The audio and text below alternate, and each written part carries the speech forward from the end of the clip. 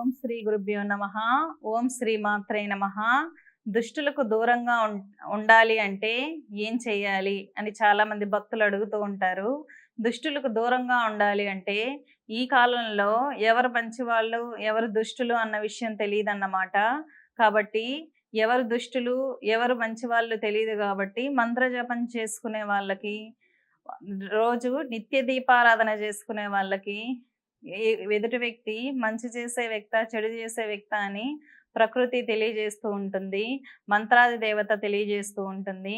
ఎవరైనా దుష్టులు మీతో స్నేహం చేస్తుంటే మంత్రజపం చేసే సమయంలో అతని యొక్క నిజమైన ప్రవర్తన అనేది ప్రకృతి ఏదో ఒక రూపంలో తెలియజేస్తూ ఉంటుంది. కాబట్టి ప్రతి ఒక్కరూ ఏదైనా స్తోత్ర పారాయణం కానీ, శ్లోక పారాయణం కానీ, దీపారాధన కానీ, గుడి ప్రదక్షిణలు కానీ చేయడం ద్వారా దుష్టులకు దూరంగా ఉండొచ్చు. అమ్మవారి కవచాలు ఉంటాయి. దుర్గా కవచం, గణపతి కవచం, సూర్య కవచము, శివ కవచం, అపరాజిత కవచము, బగలాముఖి కవచం. ఈ విధంగా అమ్మవారి కవచ పారాయణలు చేయడం ద్వారా మన శక్తికి, మన శరీరానికి అమ్మవారు కవచంగా మారి మన శక్తి శరీరాన్ని రక్షిస్తూ ఉంటుంది.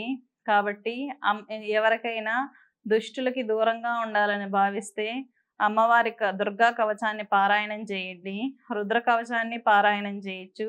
ఈ కవచ పారాయణాలు అనేది మనకు ఇంటర్నెట్లో అందుబాటులోనే ఉంటాయి. అటువంటి వాటిని డౌన్లోడ్ చేసుకొని రోజు దీపధూప నైవేద్యాలు సమర్పించడం ద్వారా అమ్మవారిని సంతృప్తిపరిచి అమ్మవారు ఒక రక్షణ కవచంగా మారి మనల్ని రక్షిస్తూ ఉంటుంది. స్వస్తి.